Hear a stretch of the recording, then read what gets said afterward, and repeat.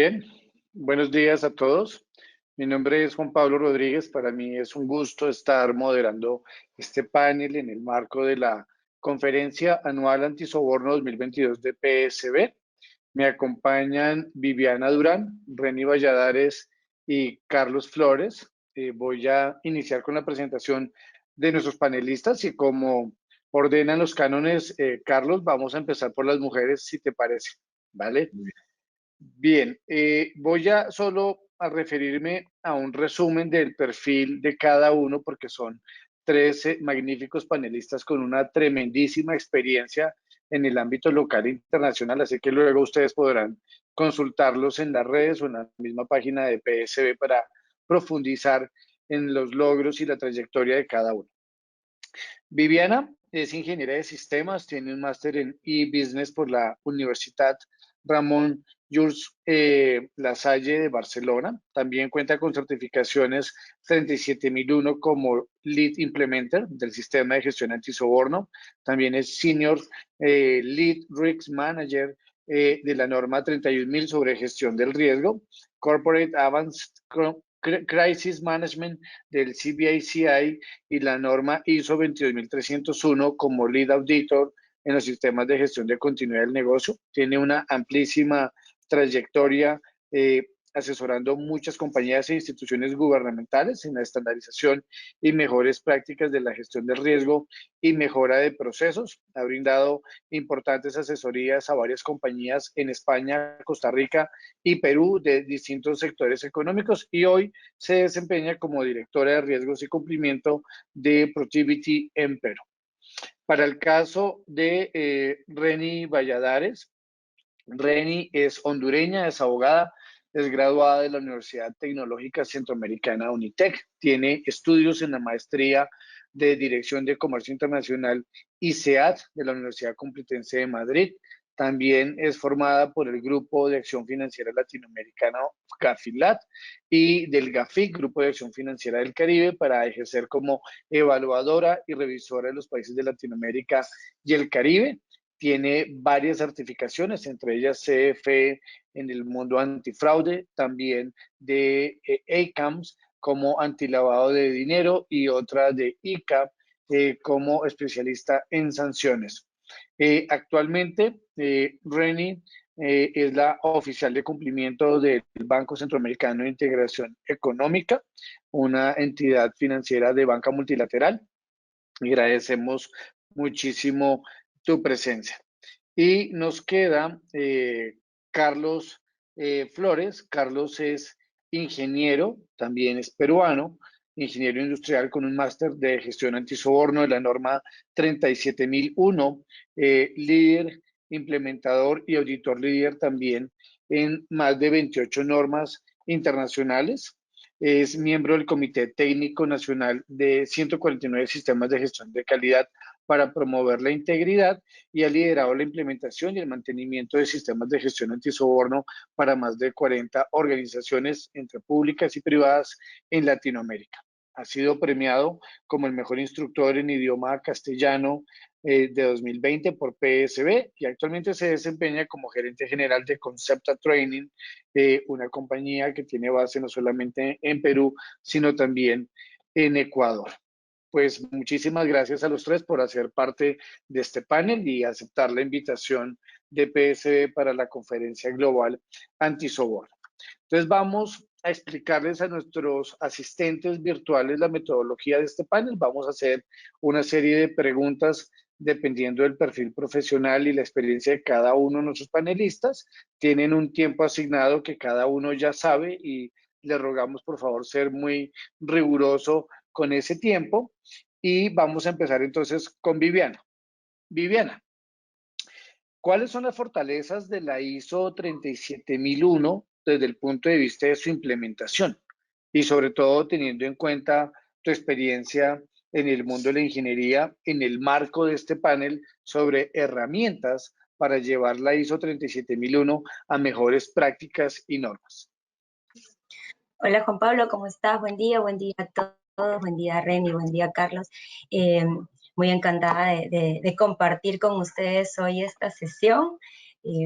Bueno, sobre las herramientas en ISO 37, de ISO 37 para una implementación, hay dos aspectos muy importantes que se cubren a través de ISO 37, ¿no? Y es lo principal que nos brinda en una implementación. Por un lado, nos va a dar un orden en nuestros procesos, en nuestras áreas, en nuestro conocimiento sobre cómo nos relacionamos, qué dependencias tenemos, qué gestión de terceros necesitamos incluir. Y por otro lado, tenemos otro aspecto muy importante que es la formación y la propia sensibilización a todos nuestros colaboradores internos, externos y a las partes interesadas con las que nosotros nos manejamos, nos interrelacionamos en nuestras organizaciones. Lo que nos va a ayudar esto es que podamos, por un lado, ordenar la casa, como dicen nuestras mamás y nuestras abuelas, ordenar la casa, poder conocer qué es lo que hacemos, qué es lo que no hacemos, qué es lo que estamos dejando de hacer y brindar esa capacitación permanente a todas estas personas sobre lo que se debe y lo que no se debe hacer a través de ISO 37. ISO 37 genera algo muy importante y siempre se menciona muchísimo, que es que genera confianza, pero va a generar confianza siempre y cuando hagamos las cosas bien, siempre y cuando implementemos el sistema de acuerdo con lo que corresponde, siempre y cuando no sea de cumplimiento, es decir, que cumplo y miento por quedar bien, porque la regulación me lo pide, porque por ahí me han dicho que lo necesito para poder cubrir ciertos aspectos, porque eso va a ser contraproducente. Me puede jugar en contra, porque la confianza la voy a perder. Y no solamente los terceros, sino los de nuestros colaboradores ya pierden esa confianza. Y algo bastante interesante para poder seguir esta hoja de ruta y poder implementar es conocer a qué nos exponemos internamente, ¿no? Y en nuestras propias operaciones. De qué manera nos exponemos al soborno, de qué manera nos exponemos a la corrupción. Y eso lo vamos a poder identificar a través de la gestión de riesgos, a través de esas evaluaciones constantes, ¿no? Creería que por ahí es la parte inicial de implementar un sistema ISO 37001, son las principales herramientas que nos dan y es lo que les. ¿Tú crees, Viviana, que sería una fortaleza que el país donde se estuviera implementando esta norma ya tuviera tipificado como delito la corrupción privada o el cohecho privado o el soborno privado? ¿O para ti es indiferente la implementación de la norma a la regulación que aplique en cada país? Lo digo porque hay países donde ya se ha avanzado en esta legislación, pero hay otros que siguen quedándose atrás. Bueno, para ser sinceros, ayuda mucho la regulación, ¿no? Para que se pueda realizar y se empuje las implementaciones de esta norma en las empresas. La corrupción privada y poder incluir dentro de la regulación el delito, este delito, tiene doble filo, ¿no? Por ejemplo, aquí en Perú tenemos una ley ya desde hace algunos años atrás con una serie de lineamientos, directrices, medidas, y hay un reglamento y tal, ha ido mejorando y fortaleciéndose en el tiempo. Uno de los más, ¿no? Es diré, los pendientes, es poder incluirla.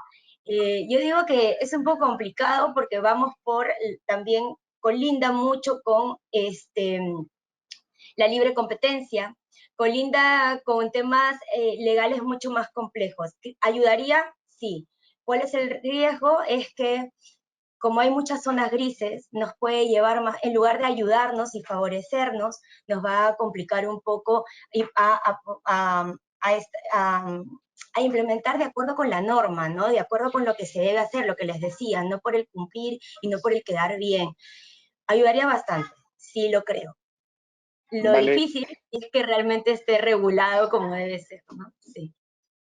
Bueno, muy bien, Viviana, muchas gracias. Damos paso a Reni. Entonces, Reni, ¿cuáles serían las oportunidades de la ISO 37001 desde el punto de vista de su implementación, pero sobre todo teniendo muy en cuenta tu perfil de abogada, que somos colegas, ¿no? Y en ese trabajo riguroso que vienes haciendo, no solamente desde Honduras, sino el impacto que ha tenido la banca multilateral y en específico el BCIE en la región. ¿Qué nos puedes comentar sobre esas oportunidades? Claro, eso abre un sinfín de oportunidades. Uno, por ejemplo, si ya eras oficial de cumplimiento, trabajabas en el tema de cumplimiento, de cambiar tu rol, de cambiar tu mindset, de poder generar al interno de tus organizaciones.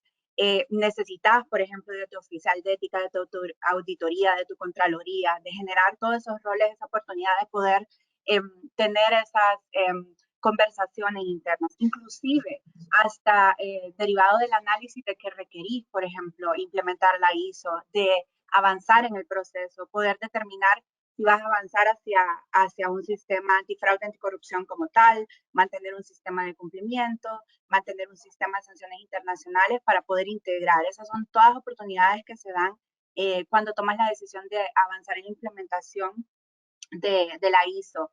Particularmente también dentro del proceso, como convergen muchas áreas, te puedes sentar de una forma transparente y sincera para poder determinar si tenés que cambiar tu modelo de negocio, si tenés que cambiar tu modelo de retribución, tu modelo también de cómo generas las metas dentro de tu organización. Genera un montón de oportunidades en cuanto a cómo ejecutar la debida diligencia de una manera más preventiva, no detectiva, a establecer mecanismos de denuncia, cuáles son esos mecanismos o ese monitoreo efectivo que tienes que tener, el manejo de las señales de alerta, mucho el tema de las lecciones aprendidas que tenés. La verdad es que deja un sinfín ya en la implementación. Pues es fácil, por ejemplo, ver el papel y poder estudiar el modelo y todas las reglas que se dan, pero sin embargo tiene que ser de acorde a la naturaleza y a la realidad de tu organización. Entonces ahí es cuando tienes que ser muy creativo y para mí la oportunidad que se genera en esto es, aparte de posicionar a la organización, es que generar esa conciencia, esa cultura interna con todas estas áreas que tienen que contribuir para que podamos tener un enfoque al final y que cumpla con todo lo que la ISO efectivamente solicita. Y hay muchas deficiencias, por ejemplo, en los países. Esto todavía se considera mucho en los países de la región y desde el punto de vista legal, aquí lo estoy conversando, pues, como una sana práctica, pero como una obligación normativa. Entonces, eso genera un problema cuando tú eres regulado o no regulado y tienes que tomar la decisión desde un enfoque muchas veces porque justamente es una oportunidad de posicionar a tu organización, de que otros puedas atraer otros fondos, puedas, por ejemplo, particularmente que Naciones Unidas incluya como parte de las organizaciones que tienen estos modelos implementados y que pueden trabajar y ofrecer servicios. Entonces, mucho sí, la deficiencia legislativa es un problema en la región, pero sin embargo, muchas instituciones han apostado por adoptar la sana práctica porque deben de proteger su imagen y su reputación.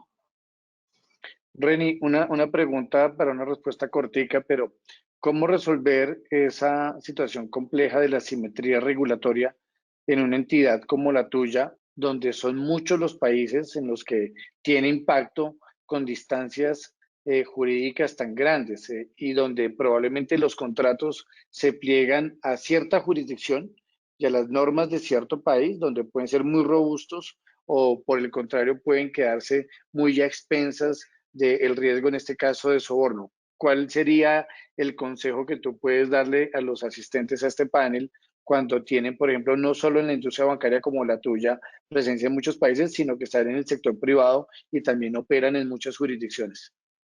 De acuerdo. Y no solo que tienes la obligación de hacerlo tú como institución, sino que obligar al proveedor de tu proveedor, al cliente de tu cliente y a todo el que le prestas.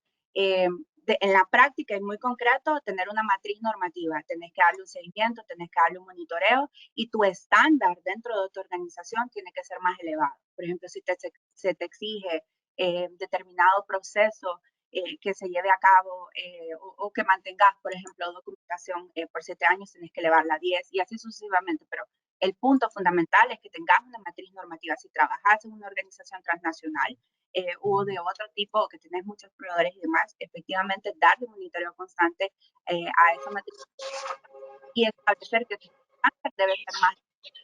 No, no existe inconveniente en que la ISO te establezca, por ejemplo, el marco de referencia, tú te más o hagas más, eso siempre va a ser positivo para tu sistema antisoborno. Muy bien. Bueno, pues como se dan cuenta, hemos hablado con Viviana y con Reni de los aspectos, dijéramos, positivos de la norma en su parte práctica de la implementación y hemos dejado para Carlos la otra cara de la moneda, ¿no? Carlos, ¿cuáles son las debilidades y las amenazas que ofrece la norma ISO 37001 desde el punto de vista de su implementación, pero sobre todo aprovechando muchísimo tu experiencia global, no solo en el training, la capacitación de muchísimas personas y seguramente conociendo muchas compañías de diversos sectores, sino también en la praxis de implementar y acompañar a las empresas en este proceso? Bueno, Juan Pablo, te comento. Yo considero que primero una gran amenaza es, antes de implementar, no analizar el contexto donde opera tu organización y no incorporar los diversos marcos legales asociados. No tanto Viviana como Reni han mencionado la normativa legal, y un sistema de gestión antisoborno no puede estar divorciado, ¿no? He visto muchos sistemas que se construyen como islas, pero cuando tú realmente comienzas a, el error se ve ya en el mantenimiento del sistema. Tú podrás certificarlo, posiblemente sí, pero en el momento que el sistema te tenga que dar resultados, vas a ver que se contraponen muchas actividades con otros modelos de prevención o regulación que se tienen dentro de una organización. Entonces, una gran amenaza para mí es el no contemplar los marcos legales, ¿no? Marcos legales o modelos de prevención o modelos de integridad que podamos tener dentro de las organizaciones para converger en un solo sistema, ¿no? Que lucha tras el mismo objetivo. Otra gran debilidad que veo en las organizaciones es que el órgano de gobierno y la alta dirección no se incorporan dentro del sistema. Es decir, que quieren desarrollar sistemas que vayan del cuello para abajo, ¿no? Y no de la cabeza para abajo. ¿Eso qué sucede? Hay organizaciones que te dicen, sí, que por favor vamos a identificar riesgos de soborno, pero de la gerencia para abajo. No toques al directorio, no toques al gerente general, porque ahí no, mejor no te metes. No. Sabemos todos que los grandes eventos de soborno nacen en las personas que pueden tomar las grandes decisiones de una organización. Entonces, si nosotros no incorporamos dentro de este gran sistema de gestión antisoborno a nuestra alta dirección, a nuestro órgano de gobierno, y ellos también son conscientes de su nivel de exposición y el impacto que podría traer a la estrategia el sistema es un sistema que pueden haber riesgos que no hemos identificado y pueden detonar en algún momento. Otra gran debilidad que tenemos dentro de las implementaciones es considerar el sistema antisoborno como un sistema más. Un sistema más como sin desmerecer a los otros sistemas, pero estamos hablando de un sistema que está asociado con un delito, ¿no? Entonces hay que dar su debida importancia, ¿no? Entonces, si nos vamos a implementar un sistema de gestión antisoborno, ser conscientes que este es un sistema asociado con un delito y que a diferencia de otros sistemas de gestión donde solamente hablamos del compromiso a un nivel de alta dirección, en este sistema necesitamos el compromiso de las personas que dirigen la estrategia de una organización. Eso ya le da otro valor al sistema, ¿no? Y una gran debilidad que también veo es en el modelamiento de la gestión de riesgos, ¿no? La gestión de riesgos tiene que ser adecuada a una organización.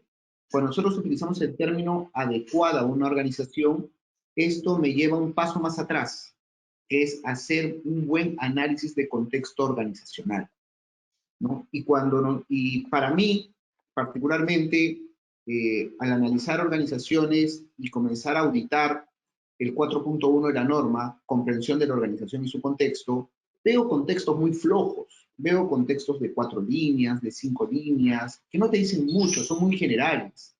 Entonces, si nosotros no nos detenemos a analizar bien el contexto con respecto al soborno de mi organización, tanto interno como externo, posiblemente lo que venga después será muy general.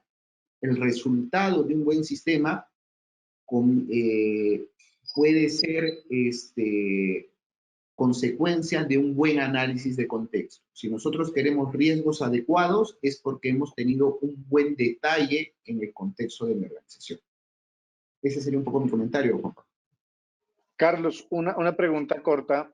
¿Cómo, y también una respuesta corta, pero cómo motivar a la alta dirección para que de verdad se comprometa con una norma antisoborno que además no es sexy, ¿no? Porque a la gente no le gusta que le implementen normas cercanas a conductas delictivas o por lo menos conductas que violan los valores de la organización. ¿Qué podemos hacer en las compañías para poner ese chip en el imaginario colectivo de los directivos para que se comprometan?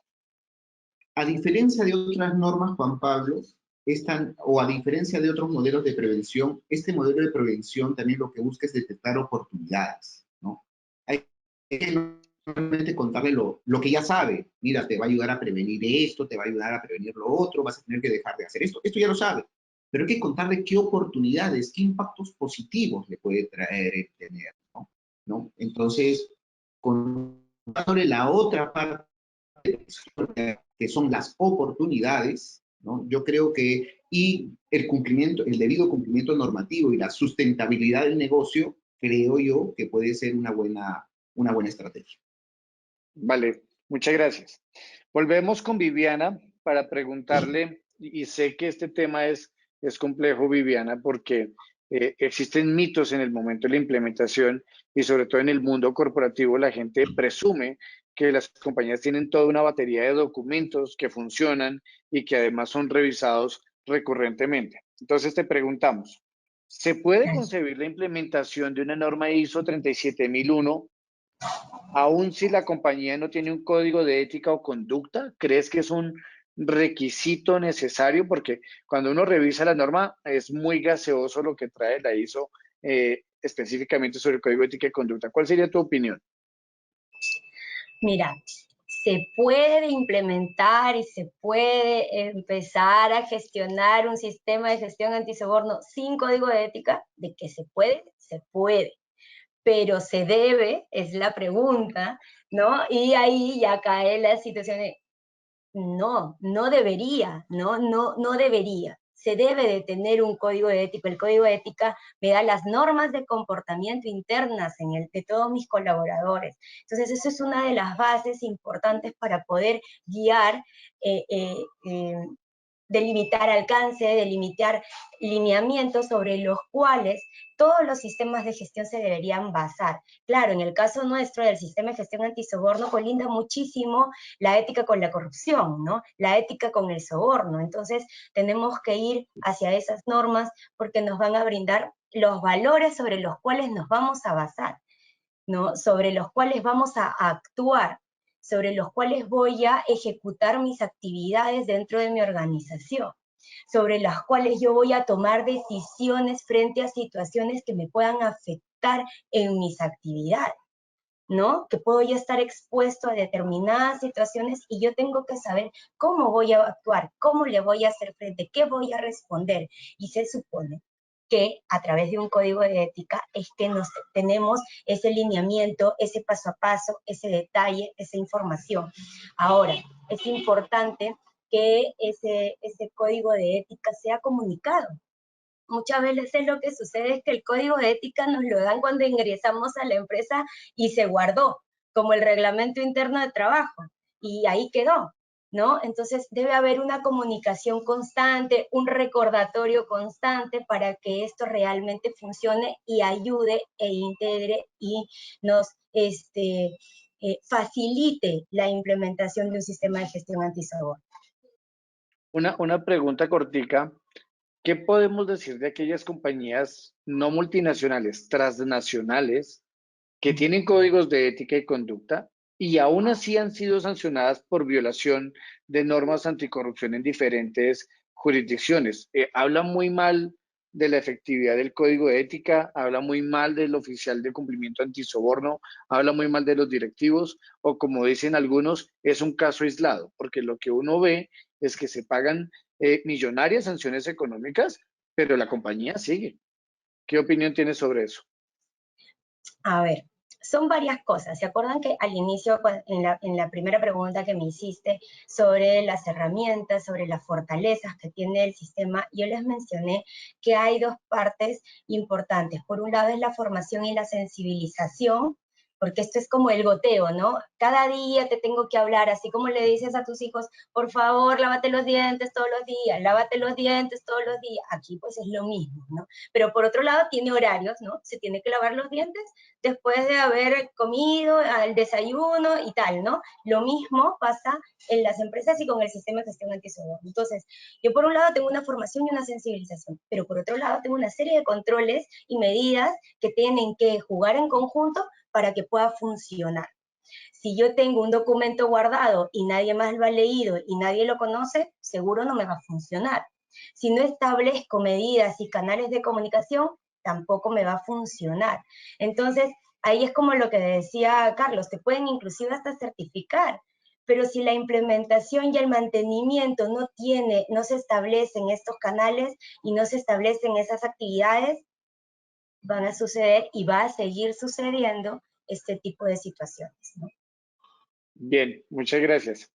Reni, ¿cómo conquistar a la banca en la implementación de normas ISO 37001 y no confundirlo con el compliance antilavado? Y lo digo porque compliance parece ser ahora el término sexy, ¿no? O sea, todo el mundo hoy quiere hablar de compliance. Y está el tax compliance, el AML compliance, el anti-bribery compliance, y hasta llegamos al COVID compliance, ¿no? Entonces, la banca viene mucho de su historia trabajando en la lucha contra el lavado de dinero, ahora contra la financiación del terrorismo, ahora contra la proliferación de armas de destrucción masiva, pero es que la lucha contra el soborno y la corrupción tiene otro color. ¿Cómo hacer esa conquista, René? Claro, tienes que pasar por un mindset, pero yo creo que el contexto lo está haciendo. Realmente, siendo honesto, la plata, los fondos, el acceso a fondos y recursos, o sea, el contexto, las sanciones internacionales, ahora vemos sanciones internacionales de Canadá, UK, Estados Unidos y demás, en contra de temas que tienen que ver con fraude y con corrupción. Entonces, la banca fácilmente o ya está implementando o va a avanzar en eso a pasos agigantados, porque ciertamente algo que preocupa a la banca es no poder estar vigente y no poder tener, o sea, o depender de sus servicios de corresponsabilidad que son tan importantes y esos temas transnacionales que son tan importantes. Entonces, a mí sí, particularmente desde el punto de vista de haberlo implementado, de mantener un sistema que tiene un contexto regional, trabajar con instituciones financieras públicas y demás, uno de los aspectos o takeaways que yo quisiera dar es tampoco lo vean como algo separado. O sea, tiene que ser un sistema integral. Si dentro de tu organización tenés la oportunidad de poder integrar, de poder analizar, de poder gestionar, hacer, por ejemplo, un proceso de vía diligencia y demás, de una forma integral, es lo más óptimo, porque entonces tú estás creando subcajitas que al final no van a poder integrarse y van a tener, por ejemplo, diversos inconvenientes. Entonces, pero un poco en la conquista de la banca, yo creo que eso ya está sucediendo, es algo natural, el mismo mercado, el mismo contexto está obligando a la banca y demás a llevar a ese estándar tan elevado. Y te lo digo porque conozco varios de los sistemas, inclusive son mucho más avanzados que cuando en un inicio se empezó con los sistemas antilavados, pero sí, Juan Pablo, me parece súper importante y aquí al resto que están aquí presentes, que analicen bien, creo que Carlos lo mencionó, cuál es el contexto en que está tu organización y cuál es el mejor modelo a seguir. Para mí, desde el punto de vista del enfoque de independencia, autonomía, de recursos, de orden, porque aquí trabajas mucho con el personal, tu personal que está a cargo del KYC, tu personal que está a cargo, por ejemplo, del corporate, que tiene que ver con las grandes empresas, por ejemplo, que han visto, que tú has mencionado y que le preguntabas a Viviana, que han sufrido por todos esos procesos. Por ejemplo, eran grandes constructoras, hacían bellezadas de carreteras, tenían los mejores códigos de ética, pero sin embargo faltaba algo. ¿Y qué faltaba? Porque la gente ya era un problema sistémico y el ser humano necesita saber que va a haber un castigo, ¿verdad? Así como también las organizaciones necesitan saber que va a haber una recompensa. Entonces, hay mucho acceso a fondos verdes, a ser certificado por Naciones Unidas, inclusive el mismo Banco Centroamericano en el que yo trabajo favorece mucho a las entidades que están implementando no solo sus sistemas de lavado, sino sus sistemas antisoborno y, ¿por qué no?, un sistema integral de integridad, o sea, antifraude, anticorrupción, que incluya todos estos temas antisoborno. Así que este es el contexto en el que estamos viviendo y yo siento que vamos a avanzar por la presión inclusive internacional mucho. Una preguntita cortica de actualidad. Venimos de los Panama Papers, mal llamados Panama Papers, que costó la reputación del país del canal, los offshore leaks, los WikiLeaks y cualquier cosa que termine en leaks, y recién esta semana los Credit Suisse leaks, ¿no? ¿Será que eso, suponiendo que sea cierto, y hago la advertencia que solo nos remitimos a la información pública de prensa, se siniestran esos riesgos por deficiencias del modelo antilavado o por no tener un modelo antisoborno? Porque lo que uno le empieza a dar vueltas en la cabeza es, ¿la corrupción es fuente de lavado o es una consecuencia del lavado o es ambas? ¿No? O sea, causa, consecuencia, ya estoy un poco como Arjona, ¿no? No es verbo sino sustantivo. Entonces, ¿cuál sería la situación de la banca allí? Muy corto, porfa, Reni, para darle paso a Carlos. Mira, todo esto realmente es parte de ese contexto que te menciono, que ha obligado a abrir los ojos y a claramente a poder decir, me he concentrado en este modelo y realmente tengo todos estos riesgos que tengo que valorar, que tal vez no se percibían como una amenaza, pero que realmente ahora cuando tú tienes esas lecciones aprendidas que tienen que ser parte también de tu análisis como riesgo, lo que te impactó dentro de tu organización, y ir a revisar tu control interno, ahí te vas a dar cuenta que justamente lo que tú mencionas es tan real. Le dedicaste a un modelo de sistema para poder cumplir, para poder estar al margen, tecnología, recursos y todo lo demás, pero tal vez obviaste ciertas cosas en el proceso. Sin embargo, hay una gran ventaja que ya el modelo antilavado ya estaba tomando en consideración, porque esos son delitos precedentes, ¿verdad? Ya estaba tomando en consideración muchos de los temas que tienen que ver con evasión de fraude, temas, evasión de tax evasion y avoidance, temas de fraude, temas de corrupción y demás. O sea, ya era una gestión que se estaba haciendo, tal vez no calibrada al nivel que se requiere, por ejemplo, para tener una ISO, pero ya hay un avance dentro de las organizaciones. Sin embargo, estos casos ayudan inclusive al contexto y a esa venta. Cuando nos llega a tocar la puerta y le dice, mire, ya vio usted lo que está en las noticias, está por todos lados, o sea, le pasó al vecino, tipo el COVID, o sea, le pasó al vecino, ¿usted no cree que nos puede dar a nosotros? Entonces, el caso se vuelve disuasivo. Eso se vuelve inclusive un positivo y un punto de venta súper importante para las organizaciones. Muy bien. Carlos, de los temas más importantes de la norma ISO 37001 son las llamadas líneas éticas, líneas de denuncia, líneas de reporte, en inglés hotline. Tengo una pregunta, conociendo tu amplia experiencia con otras normas. Existe la norma 37002 que hace referencia a los sistemas de gestión del denunciante o del delator. No quiero utilizar locuciones colombianas porque no quedan muy bien en este panel, pero ¿es obligatorio, es necesario colocar la ISO 37002 para la 37001 o tú podrías tener la 37001 y en otro proceso o en otro momento irías por la 37002? Perfecto. Juan Pablo, te comento. Lo primero que hay que hacer es, si dentro de tu contexto, y volvemos siempre al mismo término, el contexto, aplica una norma o una ley que promueva la denuncia, ¿no? Entonces, eso es lo prioritario. Ahora, la ISO 37002 es lo que te da son sistemas de gestión de denuncias, lo que te da son lineamientos, ¿no? Es un buen complemento a tu 8.9 de la norma ISO 37001, ¿no? Ok. En donde fundamentalmente la ISO 37002 se basa en 3 principios fundamentales: la confianza, la imparcialidad y la protección. ¿Sí? Entonces, y eso también está de alguna forma incorporado dentro de los compromisos de la alta dirección. Si nosotros leemos la ISO 37001 en el requisito 5.12, primero la alta dirección tiene como parte de sus compromisos fomentar el reporte, ¿no? Que se fomente el reporte y que se asegure la protección del denunciante.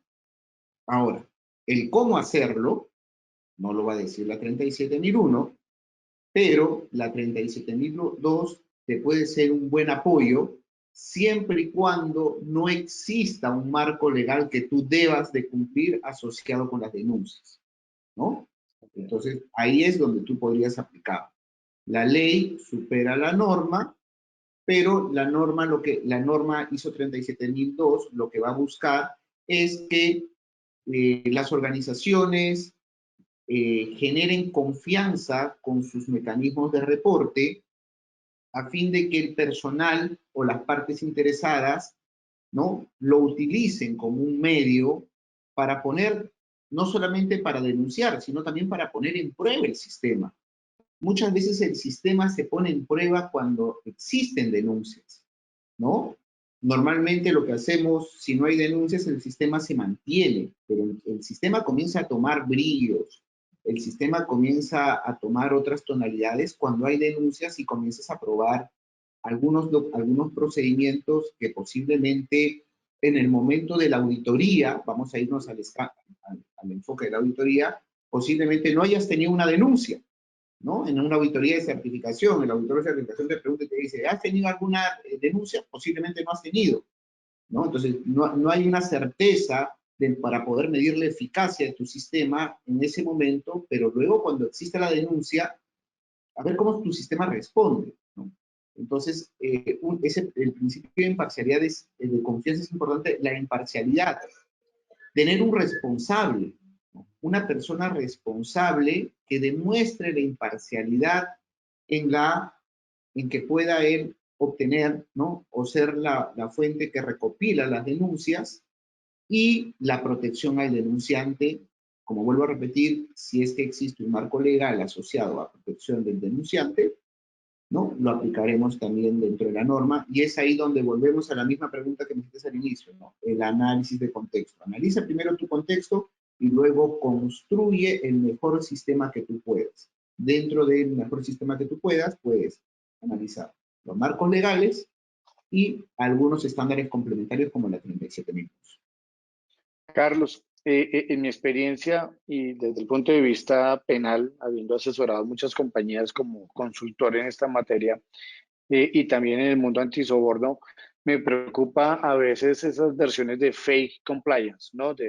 Como diría Viviana, del cumplimiento. Cumplo pero miento. Del compliance de mentiritas, ¿no? ¿Tenemos línea ética? Sí. ¿Funciona? No, pero tenemos, ¿no? Entonces, ¿cómo hacer, Carlos, para no confesarnos con el diablo? O sea, ¿cómo lograr que ese receptor de las denuncias no sea quien las pone en un cajón y no hace la investigación? O por otro lado, ¿cómo hacer para que el que la reciba no sea el denunciado, ¿no? Porque puede ser el caso más complejo, el cisne negro, que el denunciado sea el mismo que escucha la línea ética o lee los reportes. ¿Es mejor que solo una persona lo escuche o lo lea? ¿O tú crees que es mejor tener un comité, un órgano colegiado impar? ¿Qué opinión tienes sobre eso? Va a depender mucho, va a depender mucho del contexto, ¿no? Va a depender mucho también, por ejemplo, como tú bien indicas, primero hay que transparentar el sistema, hay que comunicarlo adecuadamente, hay que comunicar a las diversas partes interesadas cuáles son los mecanismos y cómo es el proceso de, de gestión de una denuncia. Ahora, si dentro de mi organización yo veo por conveniente establecer un comité porque podría existir un riesgo que genere un conflicto de intereses, ¿no? Yo soy el denunciado y yo soy el que recibe la denuncia en encarpeto, ¿no? Entonces, para poder evitar ese riesgo, podríamos crear un comité o para ser más independientes, podríamos externalizarlo la recepción de las denuncias, ¿no? Entonces, va a depender mucho de los escenarios de riesgo que yo haya podido identificar y estas casuísticas que estamos hablando pueden formar parte de los tratamientos a los riesgos que podemos dar. Bien, Carlos, muchas gracias. Viviana, ¿qué ingredientes, y creo que te voy a poner en tu zona de confort, qué ingredientes, qué elementos debe tener un software antisoborno? O sea, si uno hiciera la arquitectura, la programación, que tú nos pudieras enumerar como consejo para los asistentes a esta conferencia global antisoborno de PSB 2022, para que se sientan conformes con esta herramienta. Mira, creo que una de las bases para un software antisoborno debe ser integrado. Es decir, no solamente, como ahí bien mencionaba Carlos, si mal no recuerdo, o sea, hay muchos sistemas y hay muchas islas. Y no gestionamos nuestra coordinación y nuestra comunicación.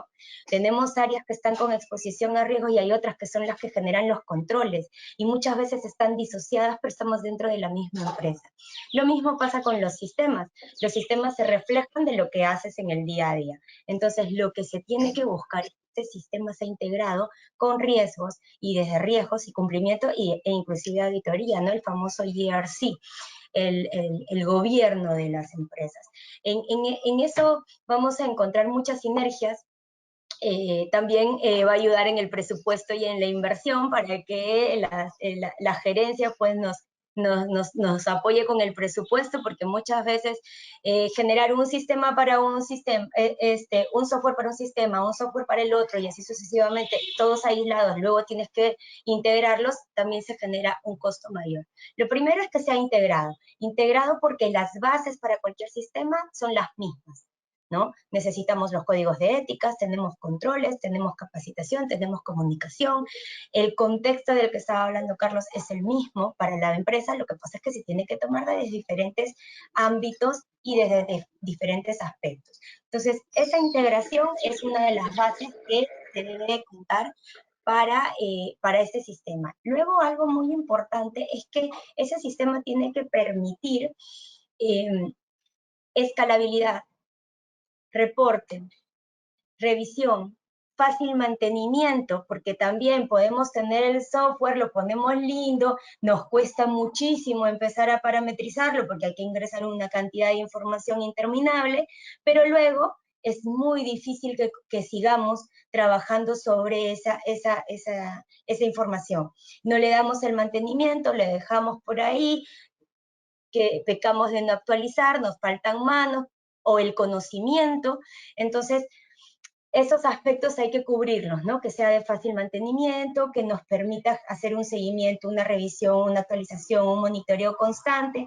Y algo muy importante, hace un momento hablábamos de la línea de denuncias, hace un momento hablábamos de los riesgos, cómo los manejamos, hablábamos también de una serie de medidas de control y de vía de diligencia que debemos de tener dentro del sistema. Entonces esto también se deriva en una gestión adecuada de accesos, de acuerdo con los roles y responsabilidades, teniendo en cuenta que hay información que puede ser muy confidencial y hay información que puede ser de acceso público sin ningún inconveniente. Bueno, eso es lo que creo que podría ayudar bastante en un software y que creo que ya ahora las empresas le están echando un ojo mayor ojo, digámoslo así, a este tipo de ayuda, ¿no? Desde el punto de vista de los procesos de control dentro de una organización. Bien, Viviana, gracias. Les comentamos a nuestros asistentes que pueden, a través de la plataforma y de acuerdo con lo que haya comentado PSB, hacer preguntas a nuestros panelistas. Yo estaré muy pendiente para, al final de este panel, transmitírselas. Y nos quedan dos, una para Reni y otra para Carlos, antes de las preguntas de los participantes y nuestras conclusiones. Reni, ¿cómo asegurar que el oficial de cumplimiento antisoborno sea independiente, autónomo, tenga autoridad y tenga recursos, porque de buenas intenciones está pavimentado el camino al infierno, ¿no? Y entonces, no en vano yo digo a mis alumnos que algunos son oficiales de sufrimiento, ¿no? Porque se sufre bastante en este mundo del compliance. ¿Cómo aseguramos esas 4 características de este profesional? Mira, si bien el recorrido de los oficiales de cumplimiento y que han sido oficiales de sufrimiento, porque yo también lo he sido, nos Sí. ha llevado a ese estadio. Llevamos años en este proceso, en esta lucha, y todas esas conquistas, porque realmente han sido conquistas, no solo normativas, sino a nivel internacional, dan ese soporte para que las nuevas características o los nuevos puestos de oficial antisoborno, oficial de ética, oficial de conducta y todos los compliance que se puedan imaginar dentro de las organizaciones lleven ese modelo. Ciertamente tiene que estar de una u otra forma exigido regulatoriamente, o si no, pues dentro de tu marco normativo. Eso tiene que ser un punto fundamental. Y yo creo que eso ya lo trae, por ejemplo, muchos de los estándares internacionales. Era una organización que trabaja en mercados diversos o inclusive mercados locales, pero quieres apuntarle al crecimiento de tu organización, tenés que trabajar sobre estándares, y ahí pues la norma es el tone at the top, pero muy importante es el mood at the middle, o sea, es decir, que la gente entienda, que la cultura apoye este tema, y el boss at the bottom, o sea, que todo el resto de las personas también abonen dentro de la organización a este proceso de independencia y autonomía. Y para mí tiene que haber un buen punto de negociación. Si usted está dentro de una organización y está implementando esto, usted tiene que armarse de un buen punto de negociación, es decir, cómo voy a posicionar a la organización. Como dijo Carlos, sí, puede ser una histórica, muchas veces se dice lo mismo, pero generar un convencimiento, encuentre un punto dentro de su organización en la cual usted pueda hacer la venta y hacerla claramente. Por ejemplo, si tiene que pedir su presupuesto, que sea completamente detallado, que sea bien asignado, o sea, con roles específicos, con sus funciones específicas, con sus metas claras, con sus objetivos y con sus puntos de venta. No solo es porque esto existe y me lo exigen, y esto entonces si no, no voy a cumplir pues con el marco ISO y me van a venir a quitar la certificación o no voy a poder avanzar. No, sino que generar dentro de la organización, cuando tú conoces tu organización, por muy pequeña o muy grande que sea, tú sabes cuáles son los puntos de venta para poder avanzar en esa solicitud de los recursos, que creo que es lo más difícil, porque la independencia, la autonomía y demás, tú lo puedes inclusive hasta construir, porque tú construyes la norma, estás a cargo de los procedimientos, los llevas a la alta gerencia, ellos saben que tienen una responsabilidad inclusive hasta penal, y por ejemplo en este caso antisoborno, inclusive tu norma tiene que contemplar los referrals de las autoridades. Tenés cómo lo vas a hacer, cómo vas a hacer ese reporte, cómo vas a manejar esa interacción. Entonces ya tu junta está un poco sensibilizada de que esto realmente es un tema importante, pero sobre todo ese análisis del riesgo, dónde está posicionada tu organización para poder generarte más los recursos. Yo veo que en la vida real lo que le cuesta más a la gente es el mantenimiento del sistema a través de la obtención de recursos, no de la independencia o la autonomía, porque esas pueden venir por normativa, y es mucho el trabajo con el área de recursos humanos, y mucho de ese legado ya lo ha dejado las oficialías de cumplimiento. Pero en cuanto a los recursos, en concreto el takeaway es sepa ser un buen vendedor, nos ocupa, o sea, necesita pues este puesto poder identificar esos puntos de venta, porque usted va donde una junta que no son compliance officers, que no son especialistas antisoborno, que no son auditores, son una junta que al final todo tiene que ver con negocios. Usted trabaja en una ONG, trabaja en una empresa privada, trabaja en la banca y todo demás. La plata es lo más importante. Usted aprenda a convencer, a conocer su organización, y esos puntos de venta tienen que estar muy claros. Muy bien, gracias. Carlos, si pudiéramos, ojalá enumerar 5 indicadores de una implementación adecuada de la ISO 37001 que luego pudieran asegurar una certificación de la norma ¿cuáles podrías enumerar como tips para nuestra audiencia que tú dices, con estos 5, bueno, seguramente son muchos más, pero con estos 5 van por buen camino en la certificación? A ver, bueno, voy a partir por un indicador que no tiene la norma, pero me parece importante como termómetro. Y me voy a basar un poco en lo que dice la norma de compliance, la ISO 37301, requisito 5.1.2, cultura de cumplimiento.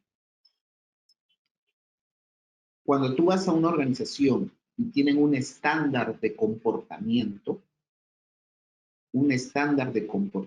que hace que tú ves que los valores están incorporados dentro de la organización, tú te das cuenta que este sistema no lo han hecho para certificar, ¿no? Primero, ¿no? Cuando tú ves que los valores, porque el mejor control son los valores, ¿no? La integridad, la honestidad, la transparencia son los mejores controles.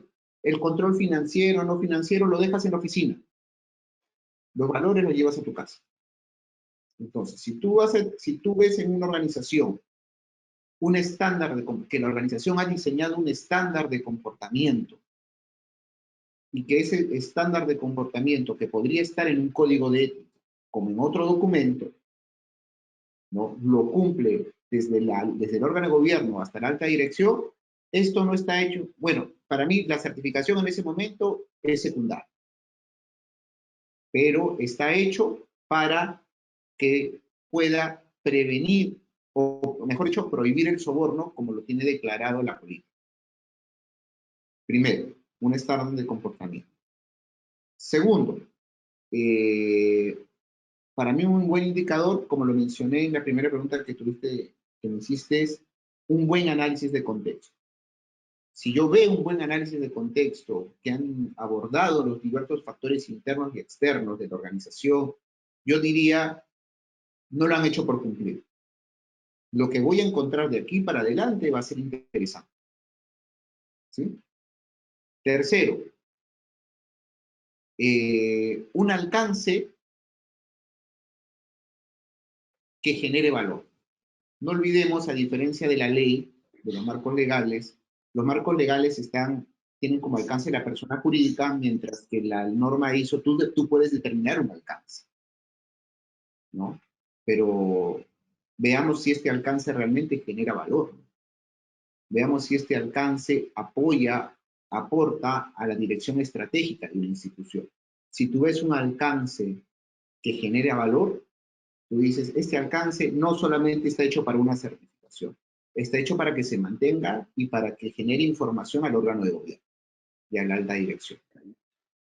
Cuarto, podríamos hablar también de criterios, ¿no?, adecuados para la gestión de riesgos, basándonos en que esto es un modelo de prevención, basándonos que esto se fortalece, tiene una fortaleza en todo lo que es prevención, en lo que es gestión de riesgos, ¿no? Criterios adecuados. ¿Por qué? Porque muchas veces te entregan una sábana verde, todos los riesgos bajos, y cuando volteas a ver la realidad, esta es una empresa que ha sucedido de todo.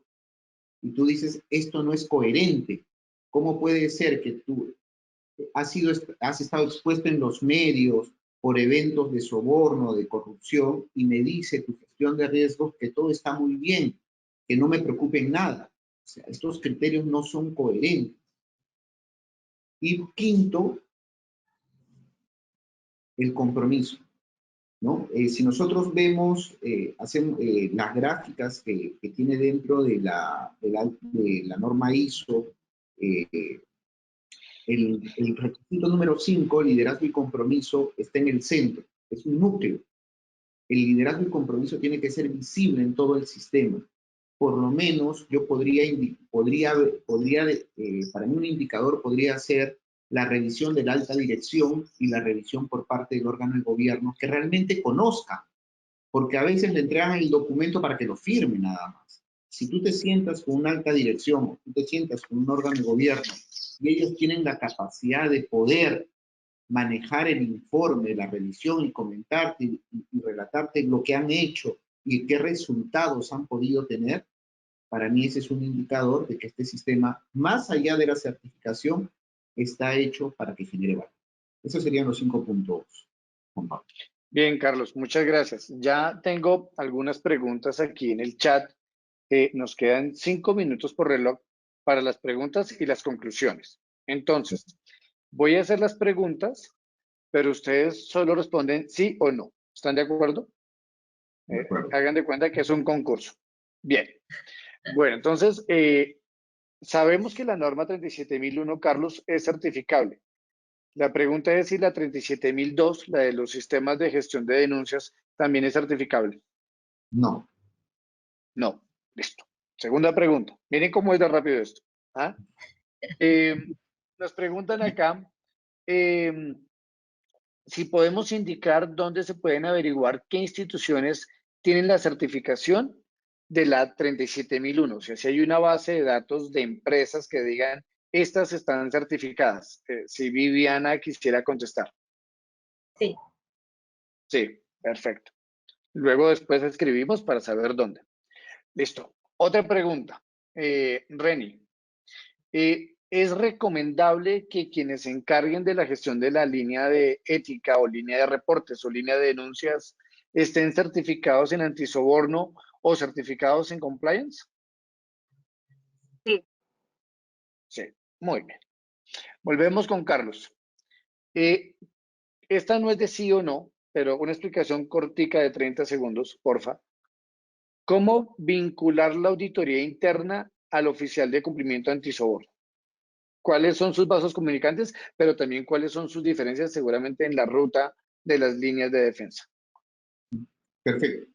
Si nosotros nos remontamos al 9.2 de la norma indica que ahí detalla quiénes podrían hacer una auditoría interna, dentro de ellos la función de cumplimiento. No es un debe que la función de cumplimiento desarrolle la auditoría interna, ¿sí? Si lo hiciera él, asegurémonos también, primero, que tenga la competencia, ¿no? Segundo, evaluar la independencia también, porque no vaya a ser que él también esté auditando lo que él podría estar asegurando como parte de su función, ¿no? Pero podría ser una herramienta que él use. Podría ser una herramienta que él use. No es que sea un debe. La función de cumplimiento al final me tiene que asegurar que el sistema de gestión es adecuado. En el proceso de asegurarme que el sistema de gestión sea adecuado, podría valerse de herramientas como auditorías, como inspecciones o cualquier otro tipo de método. No es necesariamente un requisito para ello. Bien. Reni, pregunta corta. ¿De quién debe depender el oficial de cumplimiento antisoborno? ¿O de qué instancia? Depende de su organización. Si es junta directiva, pues de su junta directiva, del más alto estamento que exista. Pero igual hay modelos en los cuales dependen de las presidencias ejecutivas y funcionan perfectamente. Ok. Viviana, muy corta la respuesta, porfa. ¿Qué ves en el horizonte frente a la implementación de la norma ISO 37001? ¿Va a convertirse en un denominador común o va a terminar marchitándose como algunas normas de este estilo?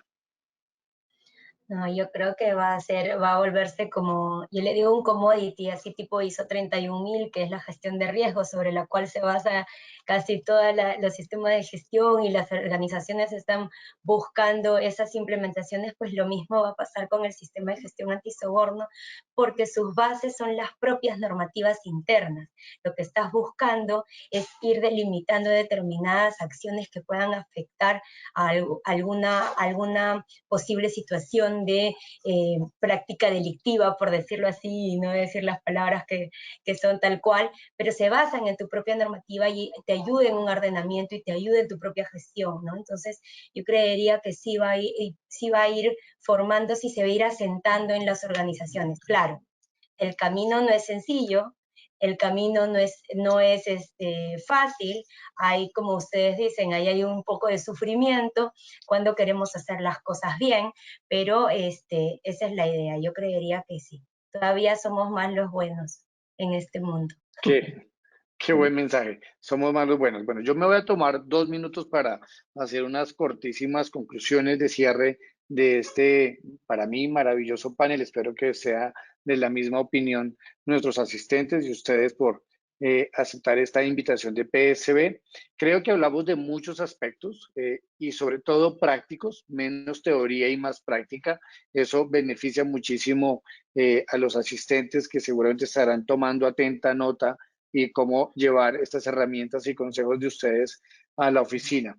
Entonces conversamos sobre debilidades, oportunidades, fortalezas, amenazas. Hablamos específicamente de los códigos de ética y conducta, de la función del oficial de cumplimiento antisoborno, de los retos de la banca, por ejemplo, de los ingredientes que debiera tener una plataforma en este caso. Y también nos concentramos en esas características del oficial de cumplimiento para cerrar con esos muy buenos 5 indicadores que Carlos nos ofreció. Yo quiero cerrar con esta línea en el tiempo, que es lo que le cuento a mis alumnos en clase. Tengan mucho cuidado que en este mundo del crimen organizado, un soborno puede empezar con un regalo, o más bien, un soborno disfrazado de regalo. Por eso es tan importante tener claros los conflictos de interés y saber cuándo un regalo es regalo y es verdaderamente desinteresado. Cuando el soborno es soborno porque además de ser un pago secreto, está solicitando algo a cambio.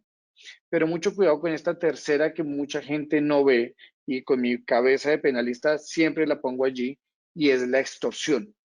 Cuando alguien es víctima de un soborno o es...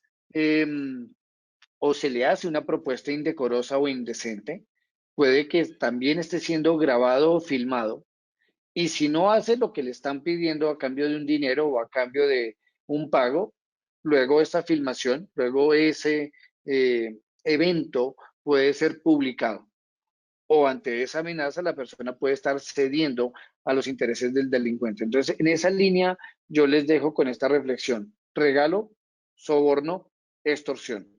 Para mí, pues ha sido todo un gusto, un placer moderar este panel sobre herramientas de la norma ISO 37001 del sistema de gestión antisoborno para PSB.